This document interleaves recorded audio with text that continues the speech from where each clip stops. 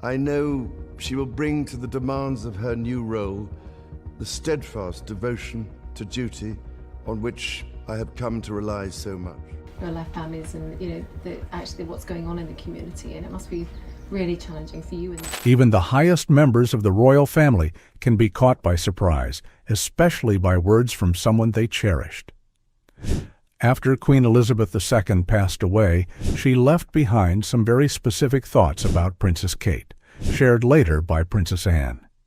Let's look into the Queen's surprising message and understand why it made such a profound impact on the new king and the Prince of Wales.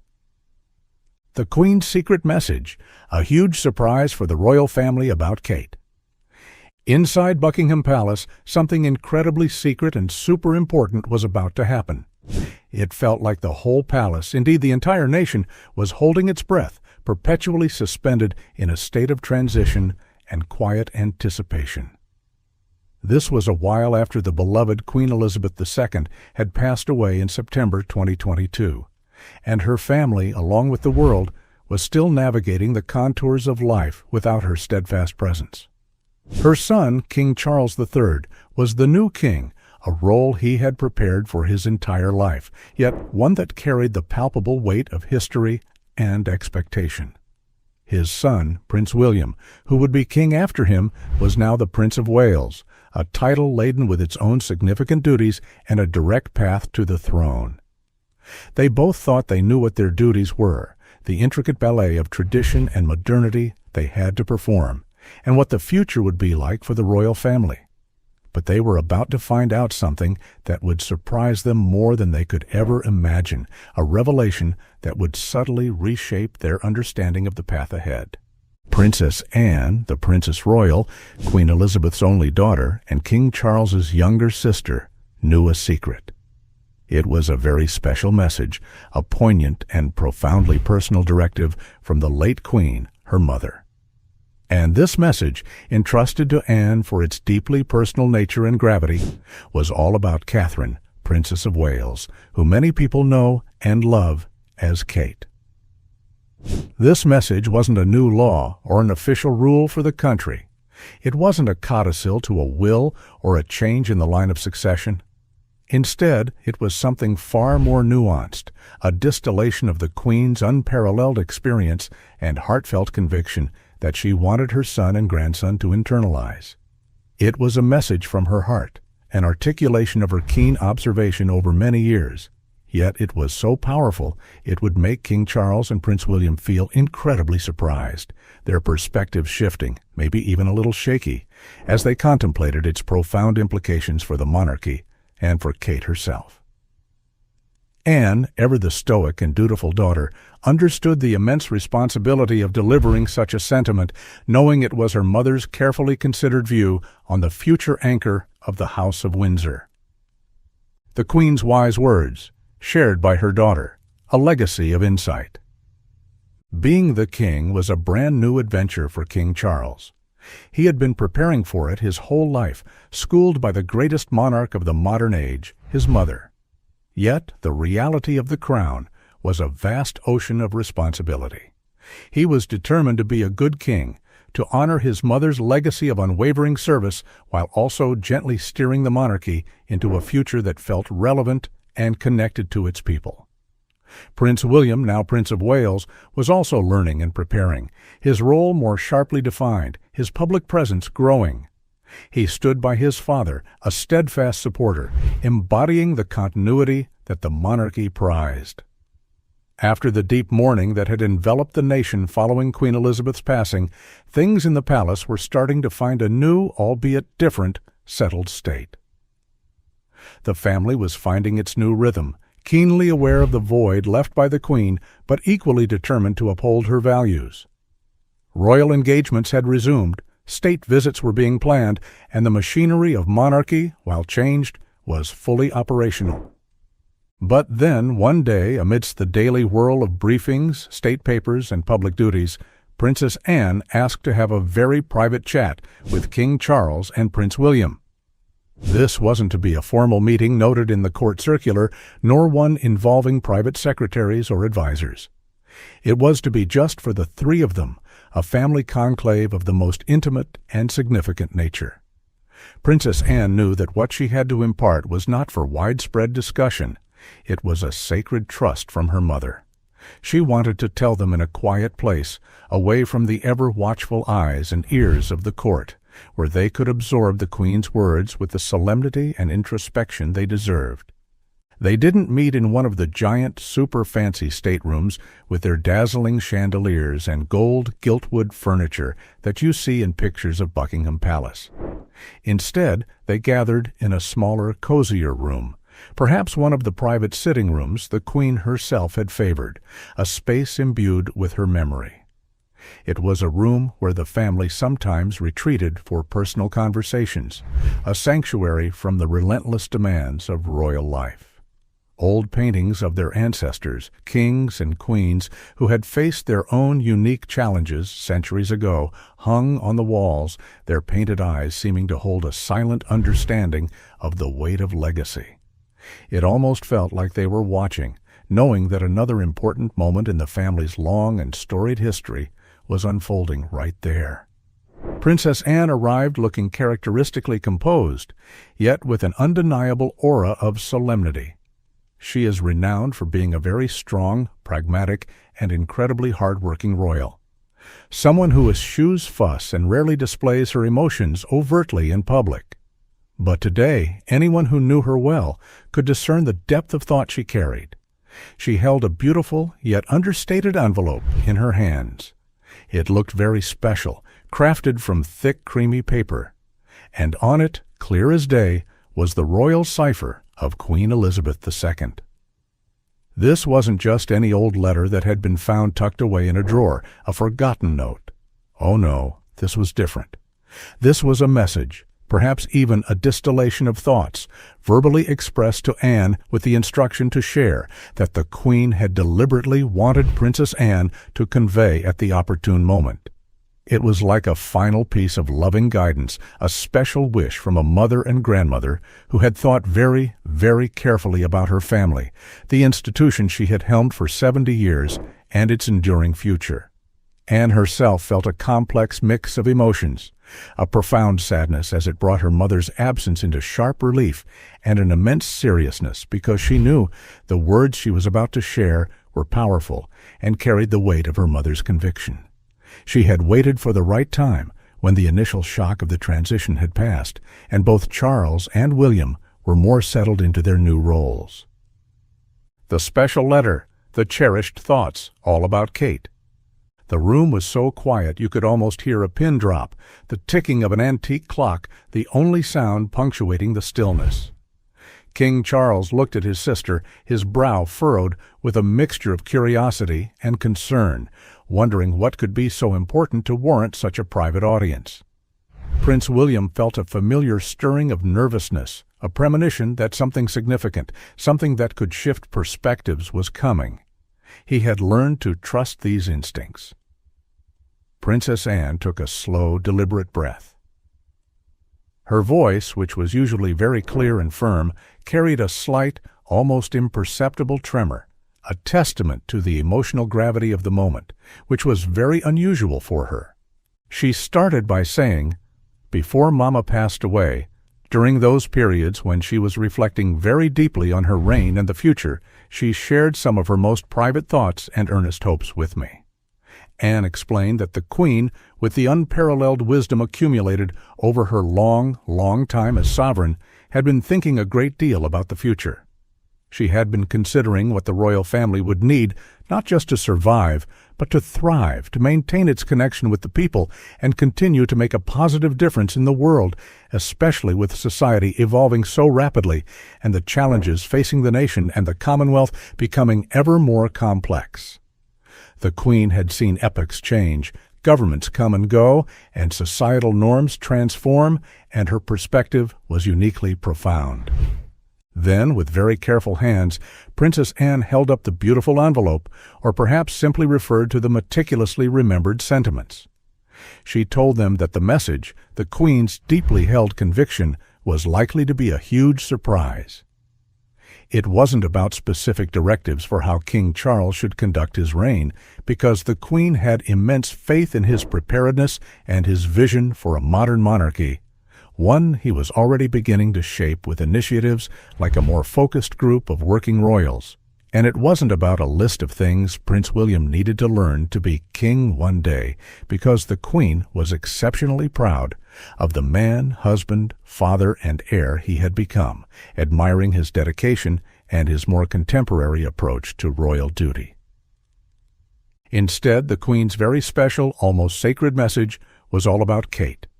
The Queen, in her letter, or in the precisely relayed words she had asked Anne to remember, had expressed that she saw Catherine, Princess of Wales, as an incredibly special and pivotal figure for the future of the monarchy. But it was more than just an affectionate grandmotherly observation. The Queen truly believed that Kate was not just a lovely and dutiful wife for William, who would one day be a very good and supportive Queen consort beside him. The Queen, with her decades of discerning judgment of character, saw something even more unique, more essential in Kate. She believed Kate possessed a rare and perfect alchemy of amazing qualities. She had articulated that Kate had profound inner strength, a resilience that was often veiled by her graceful and calm exterior, but was nonetheless a core part of her character. This was complemented by a genuine kindness and a deep intuitive understanding of other people's feelings. A powerful empathy. The Queen had noted, and relayed, how Kate knew how to connect with all sorts of people, from the youngest children in a nursery to seasoned world leaders at a state banquet, in a way that made them feel genuinely seen, comfortable, and listened to. This wasn't a learned skill, it was an innate gift. And the Queen thought these special skills, this blend of gentle strength, authentic empathy, innate grace, and a modern relatability, were absolutely super important, indeed indispensable, for the royal family to prosper and to retain the affection and respect of the people for many, many years to come. It wasn't just that Kate was nice or did a good job. The Queen felt Kate was akin to a secret ingredient, a vital catalyst for the family's future happiness, relevance, and success. For example, the Queen had once specifically mentioned to Anne an occasion years ago. Kate was at a very formal, somewhat stiff palace reception. A little girl, perhaps the daughter of a staff member or a dignitary, was feeling visibly overwhelmed and shy in the grand, imposing room, clinging to her parent. Kate, without any prompting and with no fuss, noticed the child. She excused herself from a conversation, knelt right down in her elegant attire, and began to speak to the little girl with such warmth and gentle interest that soon the child was visibly relaxing, smiling, and even chatting back.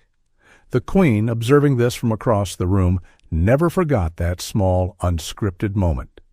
She later remarked to Anne something to the effect of, "That is it. That is what we need." Someone who sees the small individual in the grand tableau, someone who genuinely cares and who connects without artifice. The Queen believed this ability to forge genuine human connections was more valuable than almost any other attribute in an increasingly cynical world. She also admired Kate's quiet dedication to causes she chose, like her long-term commitment to early childhood development through the Royal Foundation Center for Early Childhood. Recognizing the strategic, long-term thinking behind it, something the Queen herself practiced throughout her reign. Her Shaping Us campaign was a testament to this forward-thinking approach, aiming for generational change. Big feelings for a king and a future king. When King Charles and Prince William heard these powerful, carefully chosen words about Kate, a profound silence filled the room, heavy with the weight of the late Queen's insight. It was such a significant thing to contemplate. King Charles, the king, the ultimate decision-maker for the family and the institution, felt a surge of complex emotions. This was advice, an anointing of sorts, from his mother, the wisest and most experienced head of state he had ever known. It made him look at Kate, his beloved daughter-in-law, as he had publicly called her, in an even newer, more profound light, thinking about all the exceptional qualities his mother, with her unparalleled acuity, had identified and valued so deeply. He thought about Kate's unwavering composure, how she always seemed to know the right thing to say or do, how she carried herself with such dignity and grace, even under intense public scrutiny and during challenging times for the family. He recalled his mother's genuine smiles and moments of shared laughter with Kate at public events. And now he understood the depth of trust and approval that lay beneath those interactions. It was a smile of deep-seated confidence in Kate's character and her suitability for the immense role that lay ahead. He also recognized how Kate's approach complemented William's own style, how they operated as an effective double act, something his parents, the Queen and Prince Philip, had also exemplified. For Prince William, the news was like a gentle, yet immensely powerful wave of surprise that washed right over him. He loved Kate with all his heart and knew better than anyone just how amazing she was. He saw her kindness, her intelligence, her strength, and her dedication every single day, both in their private family life and in her public role. But, hearing that his grandmother, the Queen, who was the bedrock of their family and a figure of immense global respect, believed Kate was this incredibly important, this vital for the future of the monarchy. Well, it was almost too much to take in at once, a truly humbling revelation. A huge feeling of pride for Kate swelled up inside him, so potent it almost took his breath away. He wanted to shout from the rooftops how wonderful his wife was, how fortunate he and the nation were to have her. But then, as is often the case with news of such magnitude, a cascade of other feelings came rushing in. He felt a profound sense of gratitude for his grandmother's wisdom and her love for Kate, but also a little bit worried. Did his grandmother perceive future challenges for the monarchy that she believed Kate, with her unique skill set, was particularly equipped to help navigate? Did the Queen see some vulnerabilities or opportunities where Kate's influence would be paramount in a way he hadn't fully grasped? It was reported by those close to the family that William felt very, very emotional in that moment. He didn't break down or anything of that nature, of course. His royal training was too ingrained for that in such a setting.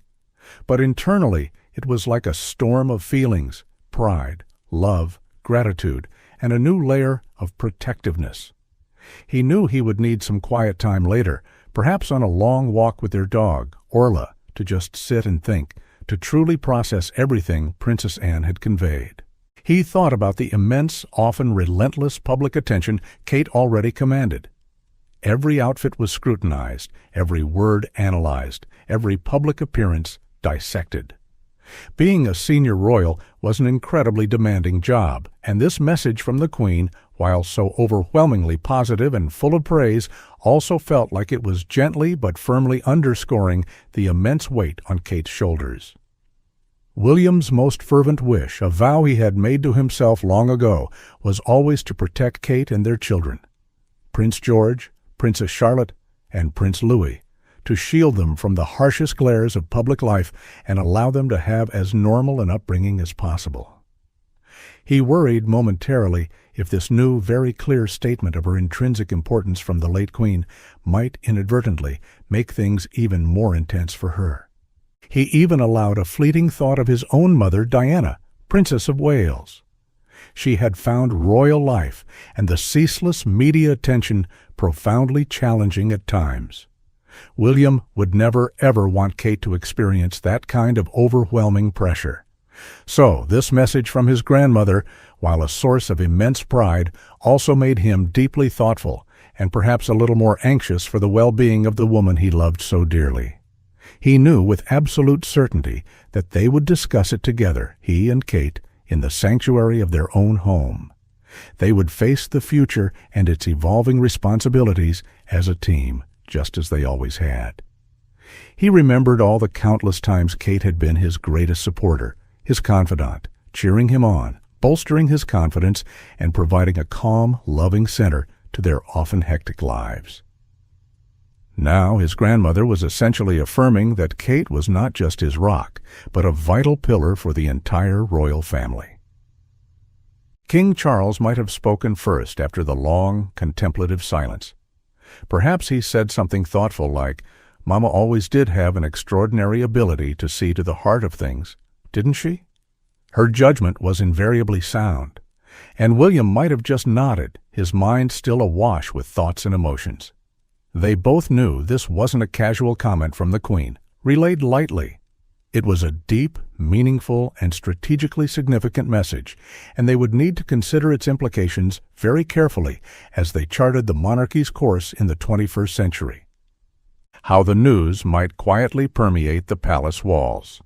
Even though this was a very private family meeting, a secret shared between the king, his heir, and the Princess Royal, news of this significance, or rather the sentiment of such a profound endorsement, can start to subtly change the atmosphere and influence thinking in small, almost imperceptible ways, like ripples spreading outward in a still pond.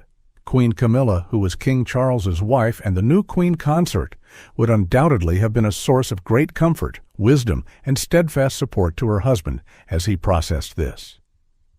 She herself knew intimately the intense pressures of royal life and the challenges of being in the full glare of the public eye, having navigated her own complex journey into the heart of the monarchy. She had always fostered a warm and supportive relationship with both Kate and William. She would understand the unique importance of Queen Elizabeth's perspective and would encourage Charles and William to reflect on it with love, respect, and strategic wisdom. She might have gently reminded them that the late Queen loved them all profoundly, and her deepest desire was always for the family's unity and strength, and for the monarchy to continue to serve effectively.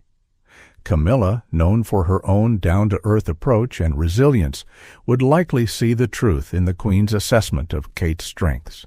Princess Anne, after delivering her mother's important message, also had a continuing, albeit quieter, role to play.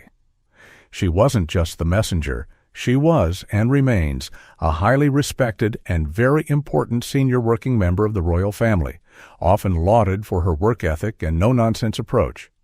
She held genuine affection and admiration for her niece by marriage, Kate, recognizing her dedication, her grace under pressure, and how well she handled her multifaceted royal duties, while also being a hands-on mother. Anne, being an intensely practical individual, would want to ensure that her mother's message was understood in the correct context. It wasn't about elevating Kate above anyone else within the family in a competitive or hierarchical sense. Rather, it was about recognizing and strategically deploying Kate's distinct and valuable gifts for the collective benefit of the whole family, and by extension, the country and the Commonwealth. Anne might have harbored a slight pragmatic concern that such a strong endorsement, if ever misconstrued, could potentially cause ripples of unease among other members of the wider family. Therefore, in any subsequent discreet discussions, she would have been careful to frame it as a testament to the importance of teamwork, with each member contributing their unique talents to support the crown. She knew her mother believed in the collective strength of the firm. Later on, perhaps in separate, carefully considered conversations, King Charles and Prince William might have discussed the essence of this message with their most trusted senior advisors, the experienced courtiers who helped them navigate the complex interface between the personal and public aspects of their roles. These advisors, individuals of immense discretion and long experience, would also have been deeply struck by the late Queen's foresight, but would have listened with profound attention. They would assist the King and the Prince of Wales in thinking about how this deep understanding from the former monarch could subtly shape strategic planning for the future. For example, when they were mapping out significant royal tours to key Commonwealth nations or other strategically important countries, or when considering which charitable initiatives the family should champion with renewed vigor. They might now give even greater weight to leveraging Kate's exceptional ability to connect with diverse communities and assign her roles where that particular talent could shine with maximum impact and benefit. It could influence the focus of their public engagements, ensuring Kate was positioned to utilize these strengths effectively. A future queen, seen with exceptional clarity by the late Queen. And what about Kate, the Princess of Wales, the subject of this profound and private commendation? At the time of this incredibly personal meeting between her husband, her father-in-law, and her aunt-in-law, she didn't know the exact words or the precise depth of sentiment her grandmother-in-law, Queen Elizabeth, had shared about her. She was, as always, deeply immersed in her duties as a hard-working senior royal. Perhaps on that very day she was visiting a school, engaging animatedly with children about the importance of their emotional well-being, a cornerstone of her Shaping Us initiative. Maybe she was chairing a meeting for the Royal Foundation Center for Early Childhood, strategizing with experts on how to further elevate the national conversation around the critical first 5 years of life. Or perhaps she was simply at Adelaide Cottage in Windsor, enjoying a precious, ordinary moment of being a mom to her 3 beloved children, Prince George, Princess Charlotte, and Prince Louis, helping with homework, listening to their day, or reading them bedtime stories, the very activities that grounded her and kept her connected to the realities of family life. But even if Kate didn't know about this specific, powerful secret message at that precise moment, she had undoubtedly felt the Queen's genuine affection, growing trust, and quiet approval for many years. Queen Elizabeth had been notably welcoming and supportive of Kate from the moment she officially joined the family. They were frequently photographed at royal events, from Trooping the Color to Royal Ascot, often seen smiling, sharing private jokes, and chatting with an easy warmth that suggested a genuine intergenerational bond, looking like a happy and relaxed grandmother and granddaughter-in-law. The Queen, a keen observer of people, had likely shown her trust in Kate in many subtle but significant ways over the years. Perhaps by asking for her thoughts on certain family matters, by including her in small private family gatherings, by gradually entrusting her with more significant patronages, or, as noted by royal watchers, by loaning her increasingly important pieces of jewelry from her personal collection, a traditional sign of favor and confidence. These weren't just glittering adornments. They were symbols of belonging and trust. The Queen, with her 7 decades of experience on the throne, had surely watched Kate very closely, not with a critical eye, but with a discerning one. She would have seen how Kate navigated the complexities of joining the world's most famous family, learning the ropes with diligence and quiet dignity. She would have observed how Kate handled herself at momentous state occasions and during periods of intense public scrutiny, always appearing calm, composed, and graceful, even when the eyes of millions, if not billions, were upon her. She would have noted how Kate wasn't afraid to thoughtfully carve out her own areas of focus, championing causes like mental health awareness, particularly for young people, and tackling the long-term societal benefits of early childhood intervention. The Queen, a pragmatist herself, likely admired Kate's methodical and research-driven approach to her charitable work, demonstrating substance over mere style. For instance, the Queen would have been pleased to see how Kate and William together harnessed modern tools like social media in a positive and engaging way, sharing their work and connecting with a broader, often younger audience while still maintaining the dignity of their positions. And most of all, the Queen, who valued authenticity above many other traits, would have seen and appreciated Kate's genuine kindness and empathy. It wasn't just a performance for the cameras. Kate truly seemed to care about the people she met, listening intently to their stories and offering words of comfort or encouragement. The Queen, who had dedicated her own life to service, would have recognized that same spirit of duty in Kate.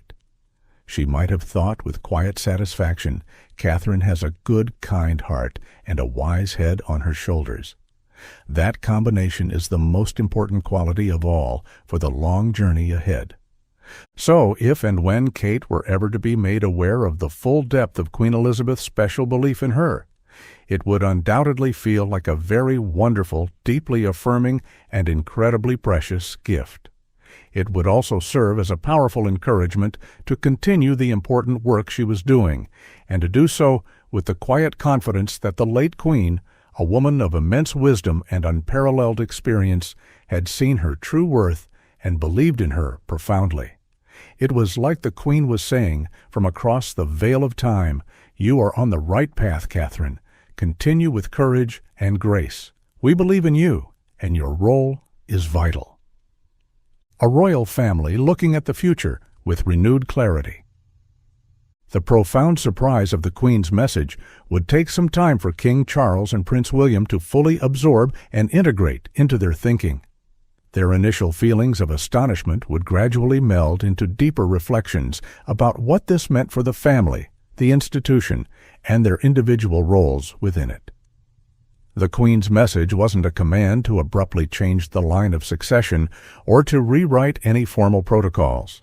Such was never her style nor her intention. It was far more personal, more potent than that.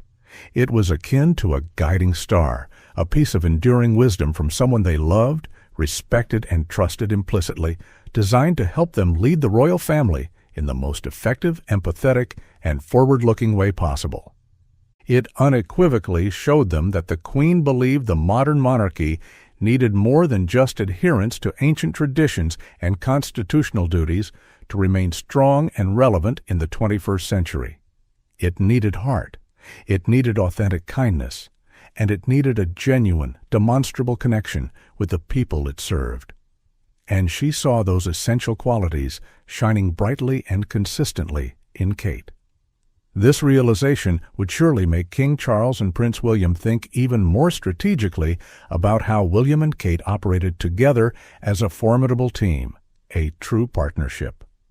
The Queen was subtly highlighting that Kate wasn't just present to support William in his arduous role. She was a leader in her own right, possessing her own distinct and powerful strengths that were equally, if not increasingly, important to the monarchy's enduring appeal and stability. This might mean that in the future, when they were meticulously planning significant royal initiatives, be it far-reaching Commonwealth tours aimed at strengthening diplomatic and personal ties, or considering which pressing societal causes the family should lend its considerable platform to, they would listen with even greater attentiveness to Kate's insights and ideas. It might mean consciously creating even more opportunities for her to utilize her unique talents for connection and empathy, placing her at the forefront of initiatives that required that special touch. It was a quiet affirmation that the future of the monarchy would be strongest if all its key members worked in concert, leveraging all their diverse gifts and strengths for the common good. The Queen's message was a powerful endorsement of Kate's evolving and increasingly central role, not just as a future queen consort, but as a vital force in shaping a monarchy that could continue to inspire and unite. What do you think was the most important reason why Queen Elizabeth II felt Kate was so special for the royal family's future? Was it her kindness, her strength, or her ability to connect with all kinds of people? Share your thoughts in the comments below, and don't forget to like and subscribe for more.